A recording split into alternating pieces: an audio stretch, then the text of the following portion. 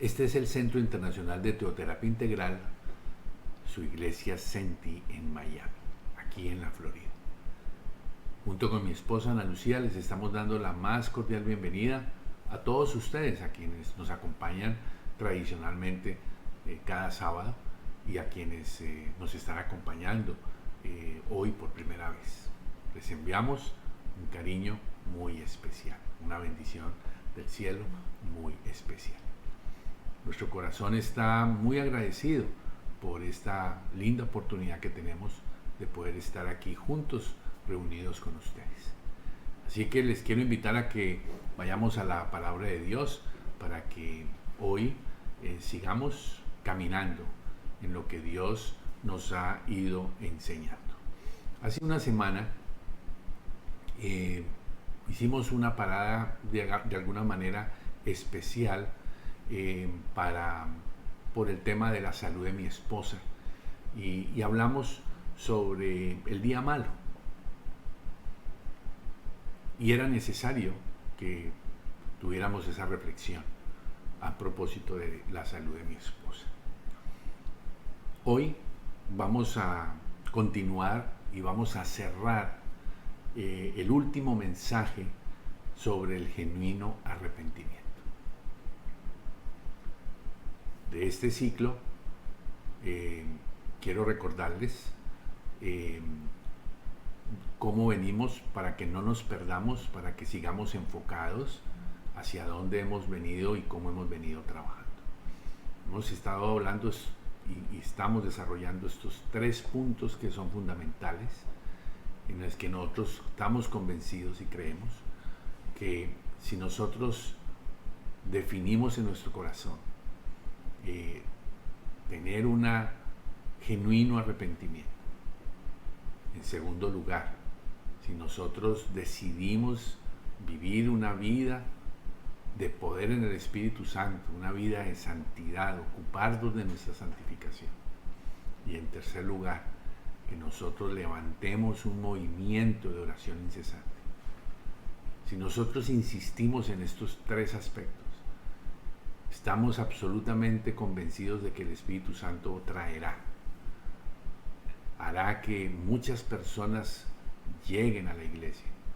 Ocurrirán milagros, prodigios, señales y estaremos viendo el accionar del Espíritu Santo por un gran avivamiento. Así que estamos caminando, estamos construyendo estas 3 etapas de tal manera de que nosotros en nuestra iglesia aquí en Miami Centro sigamos enfocados en lo que el Espíritu Santo nos ha venido hablando este año. Por eso hoy vamos a terminar con el último mensaje acerca del genuino arrepentimiento. Y quiero invitarle a cada uno de ustedes, familia, a que tomemos muy en serio este asunto de manera honesta y sincera. Este tema del genuino arrepentimiento no podemos perder el examen en esto. Es crucial para todo ser humano. Algunos de ustedes y algunas personas que hacen parte de la Iglesia de Jesucristo, y particularmente hablemos de nuestro ministerio en Miami Centro, quizás pueden estar viviendo la realidad de llevar años queriendo ver la gloria de Dios, anhelando ver la gloria de Dios. Y la verdad, en muchos casos o en algunos casos no ha sucedido nada extraordinario, ni algo sobrenatural. Y esto se debe posiblemente a que no hemos tenido un genuino arrepentimiento. Y esto pues nos lleva a que nosotros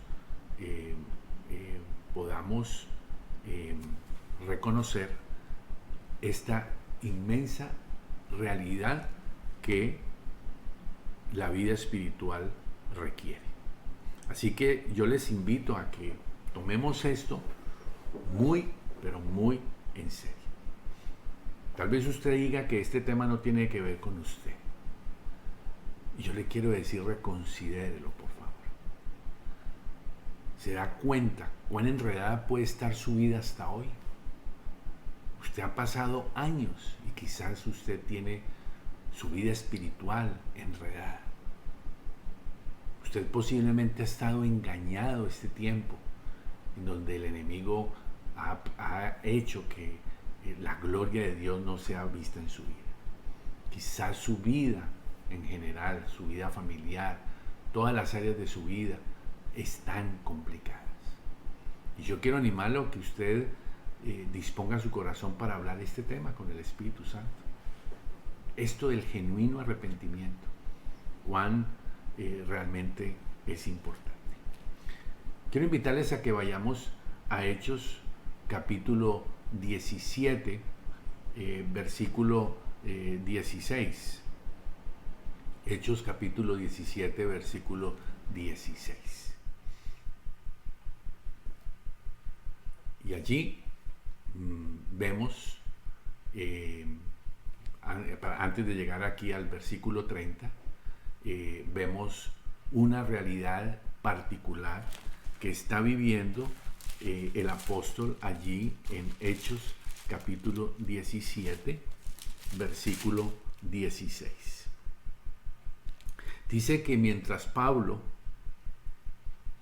los esperaba en Atenas, su espíritu se enardecía viendo la ciudad entregada a idolatría.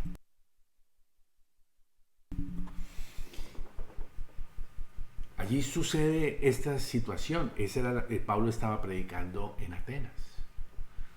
Y dice la palabra de Dios que allí había una situación muy particular. Atenas era la ciudad, la capital mundial de la filosofía. Era la capital mundial del conocimiento humano. Era la capital mundial de la sabiduría humana. Pero allí estaba Pablo.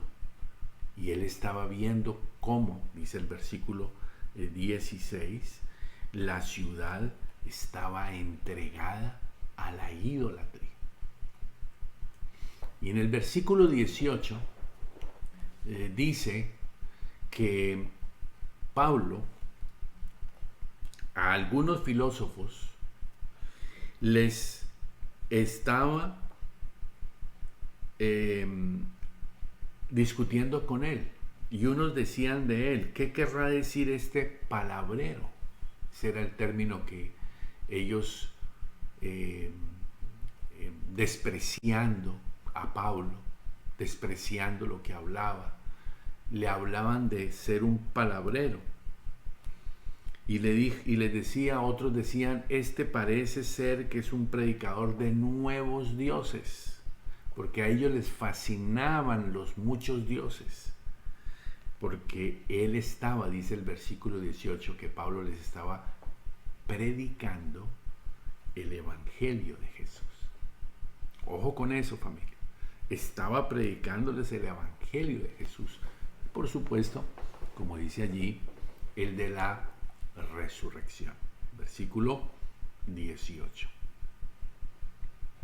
En el versículo 30, ahora sí quiero que lo miremos detenidamente. Recuerden que el énfasis en rojo, o lo que está en rojo, es el énfasis que queremos tener.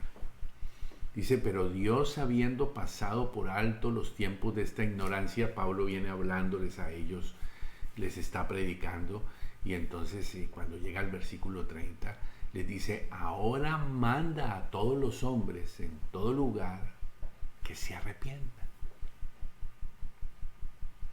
Y yo quiero animarle a que usted entienda lo que aquí se está planteando. Esta es una demanda para todo ser humano. Esto no es una demanda para los cristianos solamente. Y claro que por supuesto que los que somos hijos de Dios tenemos esta demanda delante nuestro. No solo desde el momento en que alguna vez comenzamos nuestro caminar con Dios, sino todos los días.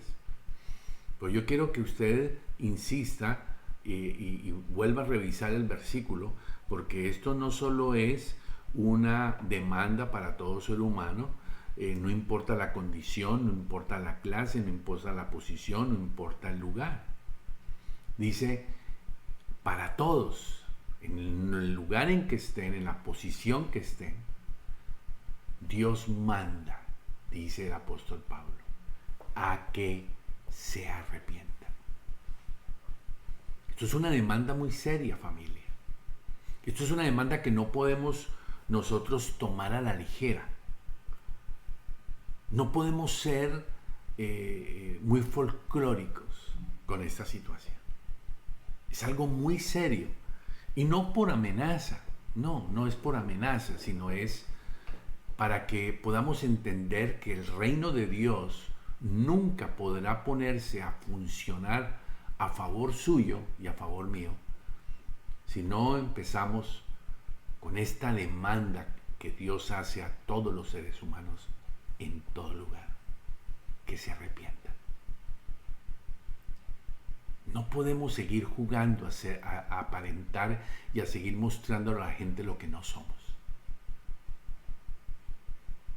Con todo cariño y respeto tengo que decírselos a ustedes, familia. No podemos, me estoy incluyendo, seguir jugando a ser hipócritas. Y menos con el Señor. Aquí está en juego su vida espiritual, está en juego su familia, está en juego sus hijos, está en juego la iglesia. Usted y yo somos responsables de esto. Yo quiero animarle en esta noche a que considere seriamente el mensaje de la palabra de Dios en este tiempo. Es una demanda que sigue siendo vigente hoy, que se arrepientan todos los hombres, en todo lugar. Quiero invitarles a que vayamos a Mateo capítulo 3, versículo 8. Aquí lo tenemos. Y dice, Mateo capítulo 3, versículo 8. ¿Ya lo tenemos ahí o no lo tenemos?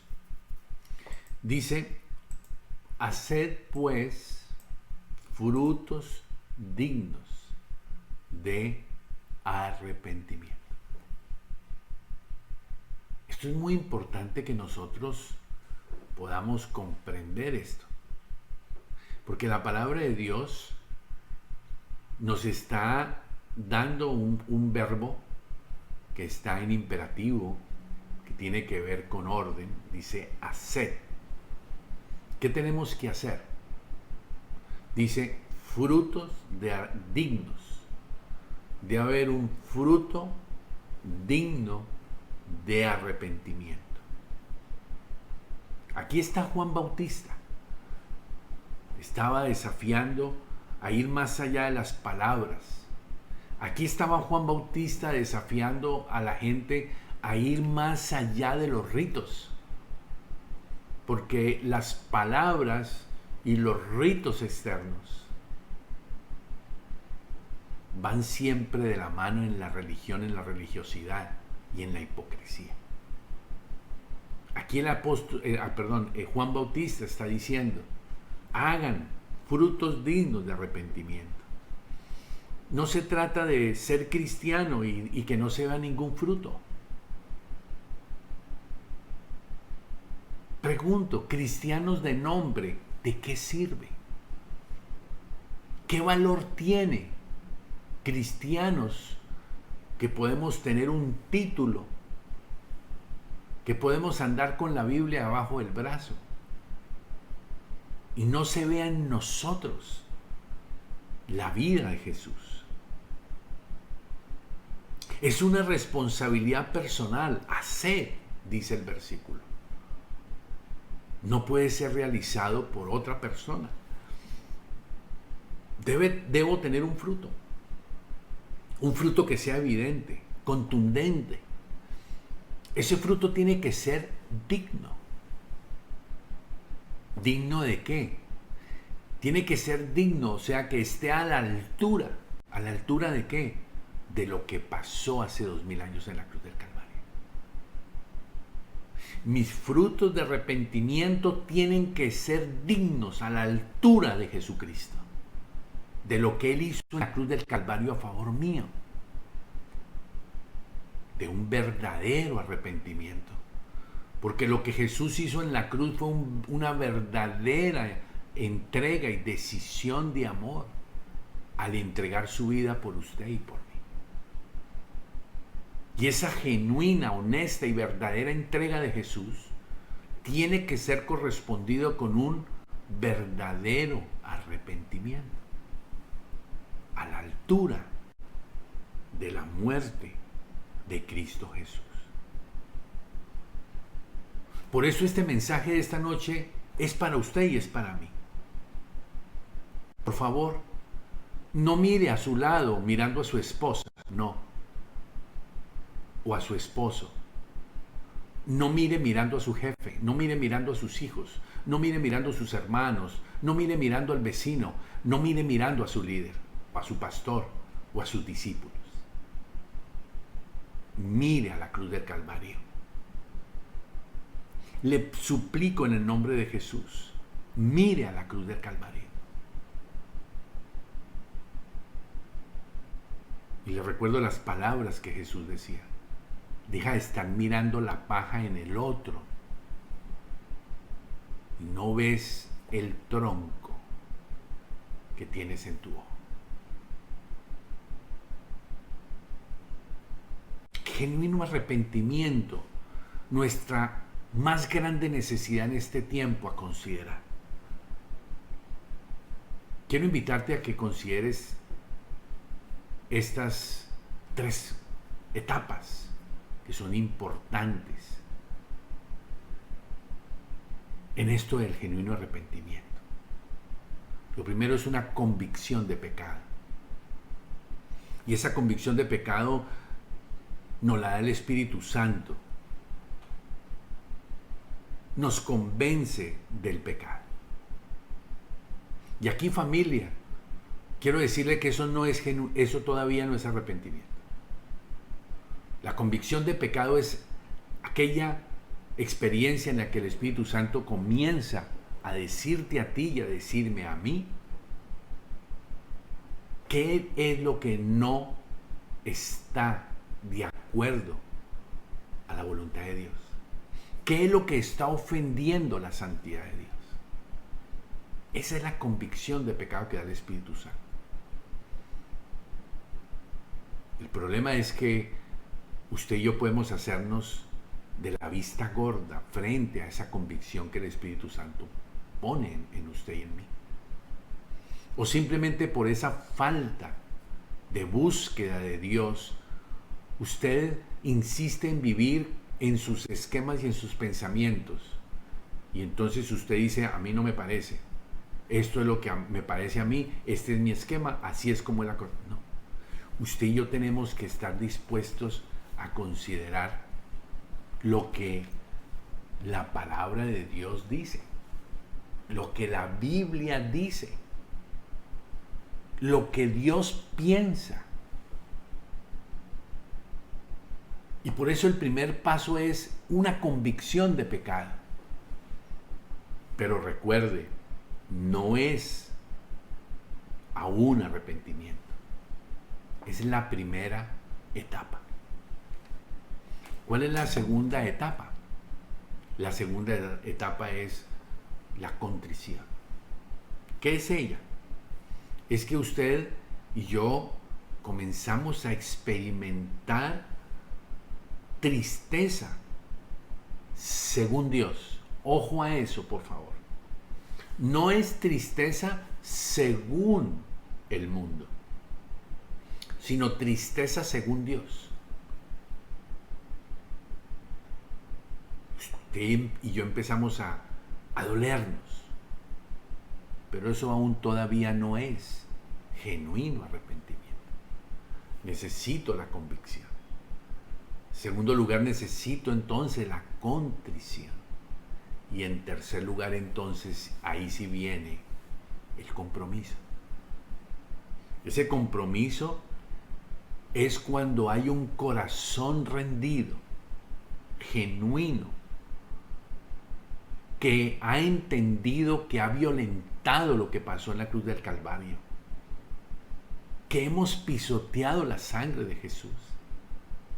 Y entonces nuestro corazón cae rendido al Señor. Y comienzo a ir a su palabra para comenzar a obedecer su palabra. Ese genuino arrepentimiento me lleva a amar su palabra y me lleva entonces a una evidencia de un cambio en mi corazón. Si ustedes miran Mateo capítulo 7, versículo 21 al 23. Es bien serio esto. Dice, no todo el que me dice, habla Jesús, dice, no todo el que me dice. Luego el problema no es de hablar, el problema no es de decir. Dice, Señor, Señor, entrará en el reino de los cielos. No todo el que dice Señor, Señor va a entrar en el reino de los cielos. Está diciendo Jesús. O sea, no es por lo que usted y yo hablemos. Dice, sino el que hace la voluntad de mi Padre. ¿Qué es hacer la voluntad de mi Padre? El que no peca. El que ha decidido en su corazón no pecar. Porque entendió el genuino arrepentimiento significa que cada vez que yo peco, estoy yendo contra la voluntad de Dios. Estoy yendo contra la santidad de Dios. Dice, el que va a entrar al reino de los cielos es el que hace la voluntad de mi Padre, que está en los cielos. Y dice que muchos, tristemente la palabra de Dios dice, muchos al Señor le dirán en aquel día, Señor, en tu nombre profetizamos, en tu nombre echamos fuera demonios, en tu nombre hicimos muchos milagros. Y dice la palabra de Dios que Jesús mismo dirá, yo les voy a declarar, nunca los conocí. Dice, apartados de mí, hacedores de maldad. Note por favor que una cosa es lo que comienza el versículo, dice, no se trata de lo que diga. Mire el final del versículo, se trata de lo que hagamos. Y yo le pregunto, ¿qué es un hacedor de maldad? Un hacedor de maldad es la persona que practica el pecado. Es la persona que miente y no pasa nada. Que dice groserías, no pasa nada. Es una persona que habla mal de otro y no pasa nada. Es una persona que practica el pecado y no siente ningún tipo de temor. Ofende a otra persona, juzga a otra persona, hace manejos con el dinero que no son correctos, toma decisiones que no son correctas, y no solo en el sentido de que son decisiones equivocadas, sino son decisiones que violentan la palabra de Dios. Eso es un hacedor de maldad. Es la persona que practica el pecado sin absoluto temor. Es una persona que de manera consciente y decididamente peca. Y algunos de ellos pueden estar un domingo en una iglesia, un sábado en una iglesia, con la misma boca con que el sábado o el domingo en una iglesia alaban a Dios, con esa misma boca durante la semana ofendieron a hombres hechos a semejanza de Dios. Ofendieron su esposa, ofendieron su esposo, ofendieron sus hijos, ofendieron sus patrones, ofendieron sus jefes, ofendieron. Y esto tenemos que tenerle mucho cuidado, familia. Quiera el Espíritu Santo traer a su corazón certeza de lo que la palabra de Dios nos dice. En Éxodo capítulo 12 hay un ejemplo que yo quiero que ustedes lo miremos para que nos ilustre esto de qué es el genuino arrepentimiento, para no estar más engañados. En Éxodo capítulo 12, versículo 31, recordando aquel episodio de las 10 plagas sobre Egipto, dice finalmente en el versículo 31, dice que Faraón mandó llamar a Moisés y a Aarón, versículo 31, e hizo llamar a Moisés y a Aarón de noche y les dijo: salid de en medio de mi pueblo vosotros y los hijos de Israel, e id, sirvan a Jehová, tal como ustedes han dicho. Uno oye estas palabras del faraón, uno dice: wow, este hombre se arrepintió. Les está diciendo: salgan. Les está diciendo: hijos de Israel. Les está diciendo: vayan y sirvan a Dios. En el 32 les dice: tomen sus ovejas, tomen sus vacas, váyanse, y miren este detalle, les dice: y bendíganme también a mí. Y uno oye estas palabras del faraón y uno dice: wow, este es un hombre de Dios. Este hombre entendió, este hombre cambió. Está dándole la libertad al pueblo de Israel, le está diciendo que se vayan, le está diciendo: hijos de Israel, le están diciendo: vayan y sirvan a Dios. Y por favor, oren, bendíganme. Sin embargo, quiero que usted mire el capítulo 14, pase la página al capítulo 14 del libro de Éxodo y vea usted del versículo 5. Y fue dado aviso al rey de Egipto que el pueblo huía. Y el corazón del faraón y de sus siervos se volvió contra el pueblo. Y dijeron: ¿cómo hemos hecho esto de dejar ir a Israel para que no nos sirva? Unció su carro, tomó consigo su pueblo, tomó 600 carros escogidos y todos los carros de Egipto y los capitanes sobre ellos. Y endureció Jehová el corazón del faraón, rey de Egipto, y él siguió los hijos de Israel. ¿Cuál era entonces? La pregunta es: ¿cuál era el genuino arrepentimiento que tuvo este hombre? Y esta situación del faraón nos tiene que llevar a que usted y yo muchas veces lo que estamos es con un tremendo remordimiento.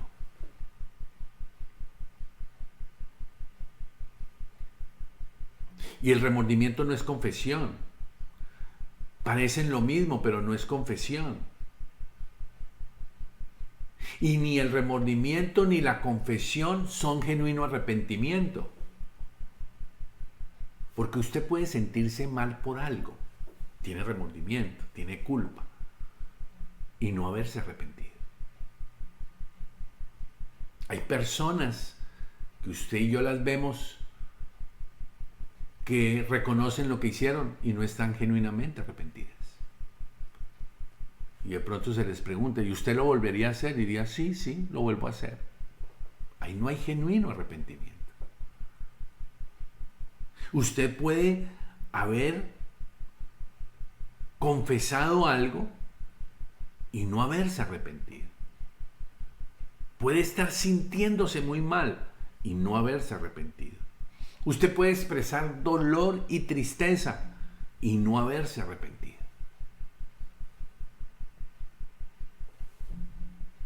Judas no se arrepintió. Judas tuvo remordimiento. Judas no fue a Jesús porque no estaba arrepentido. Judas fue a donde los sacerdotes porque no se había arrepentido. Y tomó la decisión que tomó, se suicidó, porque el fruto que había en él no era de genuino arrepentimiento. Yo quiero animarle a que usted revise eso. Vamos a ir a 2 de Corintios, capítulo 7, versículo 9. 2 de Corintios, capítulo 7, versículo 9.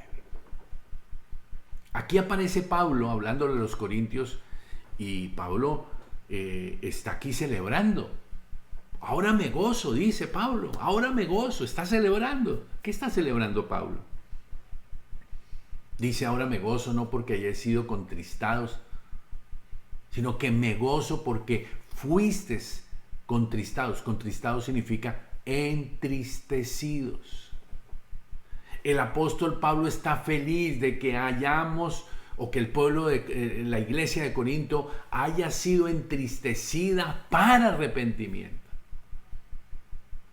Porque como dice allí, habéis sido contristados según Dios,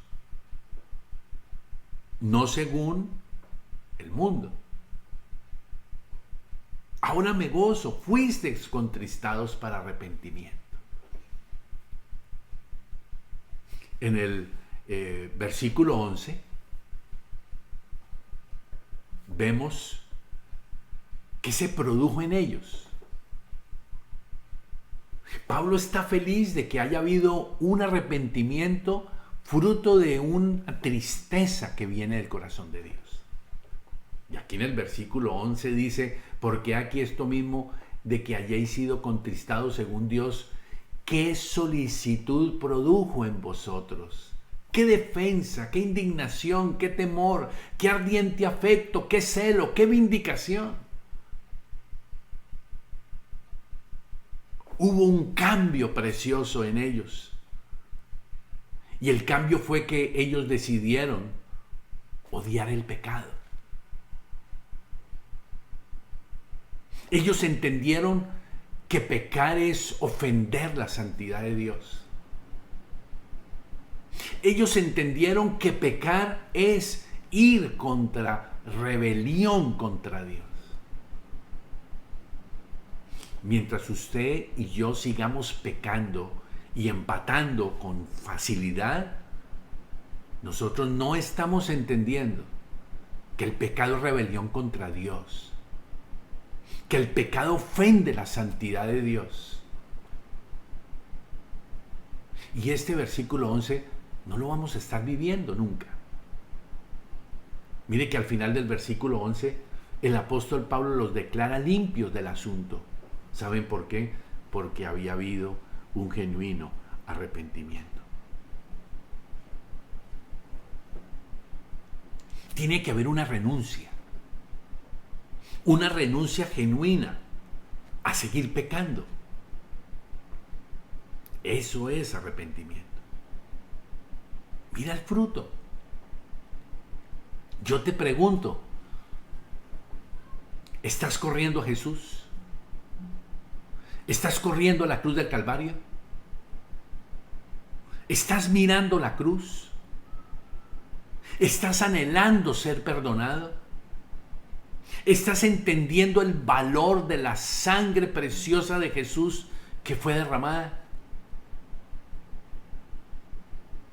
Te lamentas, te dueles y estás decidiendo no más amar el pecado, no más complacerte en el pecado, sino que tú y yo estamos decidiendo sinceramente un compromiso de gratitud por esa sangre y decir, Señor, no voy a permitir más en mi corazón pisotear esta sangre preciosa.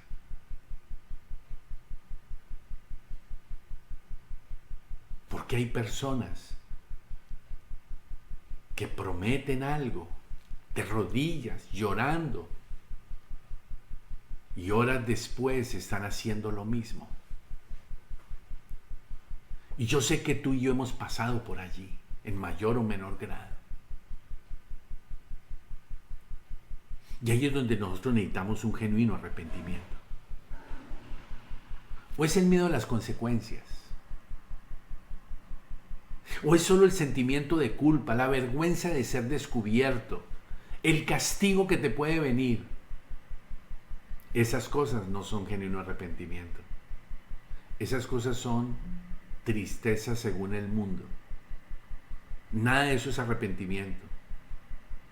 Ya les dije, Judas pasó por allí. Por eso él no fue a Jesús, porque él se quedó arrepentido. ¿Y por qué se suicidó? Porque sabía las consecuencias que iban a venir. Él sabía lo que había hecho. Quiero dejarle esta definición de arrepentimiento para que usted la considere, para que usted entienda que esto es en serio. Arrepentirse es un regreso, es volver a papá. Arrepentirse es un cambio de parecer. Ya no es tu parecer, es el parecer de Dios. Arrepentirse es un cambio de decisiones. Es un cambio de prioridades. Es repudio al pecado. Arrepentirse es un anhelo por la palabra de Dios. Yo se lo digo con todo mi cariño. Usted es una persona que no anhela la Biblia.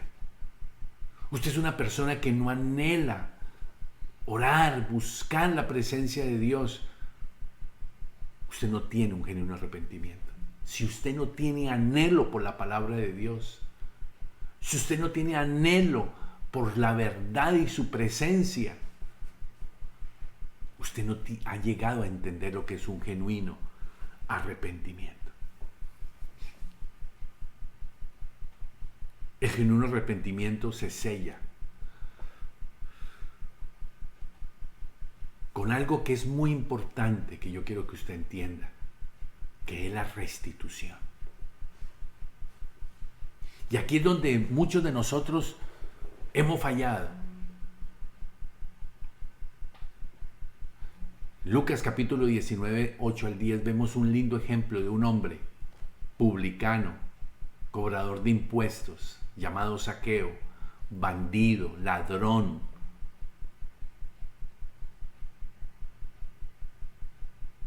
que está tomando la decisión de restituir lo que él había defraudado, lo que él había robado, y estaba decidiendo devolverlo 4 veces el valor de lo que había robado. Yo quiero hablarle estos minuticos sobre la restitución. Y quiero en este momento, delante de Dios, autorizarle a usted para que, si usted sabe algo, si yo a usted lo he defraudado en algo, me lo diga. Si yo públicamente he hecho daño a alguien, yo públicamente necesito pedir perdón y restituir a esa persona que yo le hice daño, si es que yo lo hice. Y yo le autorizo a usted a que me lo diga. Porque si públicamente pequé, públicamente debo pedir perdón y restituir. Y aquí en este punto es donde el diablo más nos ha engañado. Si tu pecado fue en privado, debes restituir a quien afectaste en privado. Si tu pecado fue público, se hizo evidente, debes en público pedir perdón y restituir. ¿Hablaste con terceros de alguien? ¿De algún pecado de alguien? ¿Hablaste con un tercero? Debes restituir. Porque no fuiste a hablar con la persona indicada. Lo hablaste con un tercero. Debes restituir. Y debes llamar a ese tercero al que tú le hablaste de otra persona. Tienes que pedirle perdón y decirle, perdóname por lo que yo hablé contigo. Y tienes que llamar al de quien hablaste y decirle, perdóname, yo hablé de tu pecado con un tercero. Esto es en serio, familia. Porque el único que está siendo perjudicado con todo esto es tu propia vida. Allí Satanás ha ganado un terreno y mientras no lo hagas, no verás la gloria de Dios.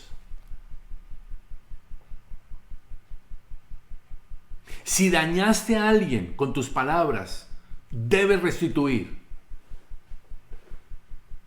Si hiciste mal a la iglesia, debes restituir. Debes poner la cara y pedir perdón.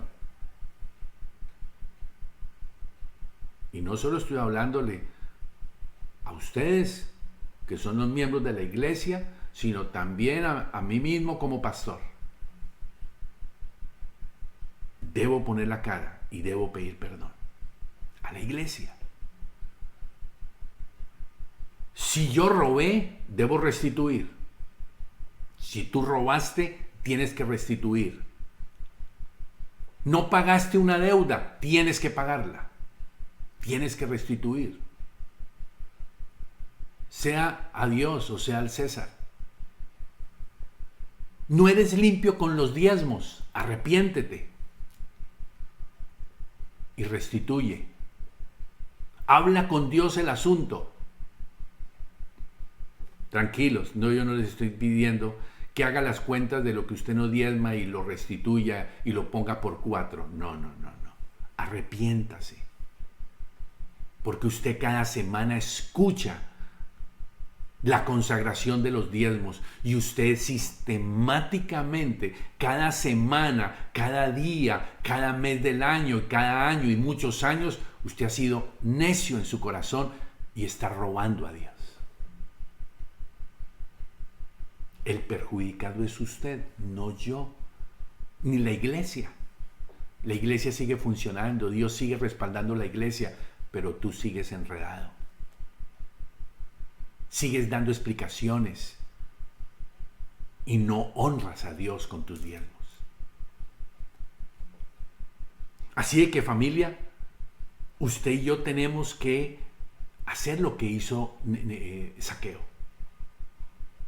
Él tuvo su encuentro con Jesús, era un hombre publicano torcido y sin embargo cambió. Por eso no es suficiente seguir a Cristo. Debe ser evidente el cambio de conducta. Tiene que tu fe traducirse en acciones y tienes que definir qué cambios debes hacer. Es hora de contestar honestamente estas preguntas. Es hora, familia, de contestar estas preguntas sinceramente. ¿Tiene dolor porque su pecado ha ofendido a Dios? Le pregunto. ¿Tiene dolor porque su pecado es rebelión contra Dios? ¿Qué evidencias tiene de haber renunciado a su pecado? ¿Usted tuvo un giro en su vida de 180 grados? ¿Usted giró 180 grados en sus prioridades? ¿En su manera de pensar? ¿En la forma de tomar decisiones?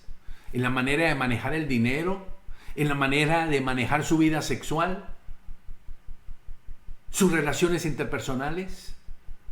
su relación con Dios?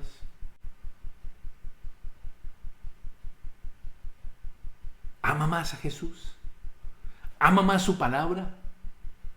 ¿Anhela cada madrugada su palabra? ¿Ya restituyó? Yo le animo en el nombre de Jesús. Haga una lista de qué cosas usted no ha restituido. Y hágalo.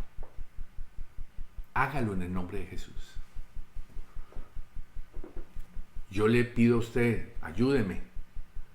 Si usted sabe de algo que yo le hice a usted o le hice a alguien, dígamelo. Yo lo quiero considerar delante de Dios. Y si tengo que restituir, debo hacerlo.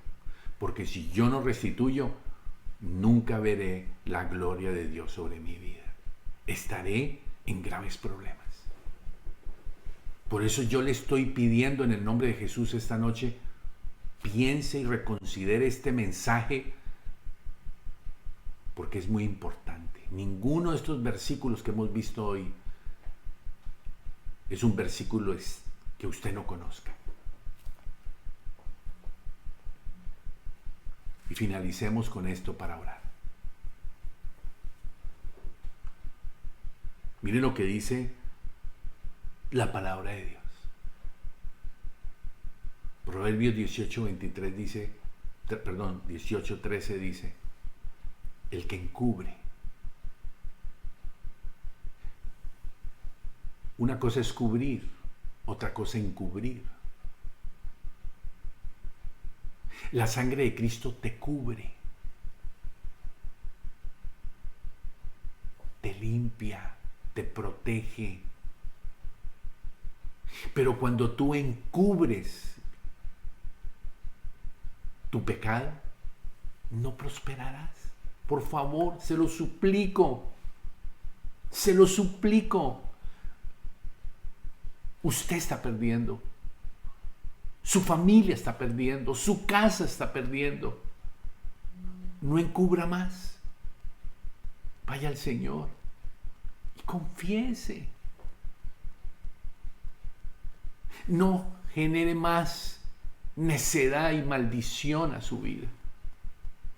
Miren lo que dice el versículo, pero aquel que confiesa y el que confiesa se aparta. Fíjense que no dice confiesa o se aparta, no dice confiesa y se aparta. Genuino arrepentimiento. Las dos cosas. Si usted se aparta del pecado, usted lo confiesa al Señor, va a estar disponible para usted inmensa misericordia de un Dios bueno que quiere amarlo, que lo ha perdonado y quiere borrar su pecado. Si usted por el Espíritu Santo no reacciona a la palabra de Dios, usted necesita tomar una decisión por Jesucristo real. Finalmente, mire lo que dice la palabra de Dios. En primera de Juan 1:9. Una preciosa verdad que usted y yo sé que hemos abrazado. Pero este versículo, el versículo 9 de primera de Juan, en el capítulo 1 del versículo 9, comienza con un gran problema. Y es que comienza con un condicionante. Dice, sí.